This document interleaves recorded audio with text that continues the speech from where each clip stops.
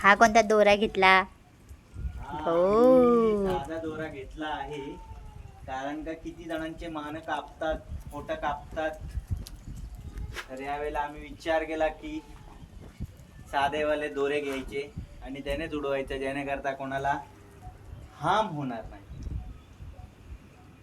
आणि त्यांनी पतंग उडतीये चांगली तुमची. हो. हे काय किती ढिल्ल्या.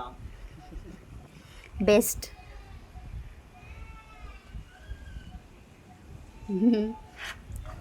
हे बघा आमची पोरगी उडवते.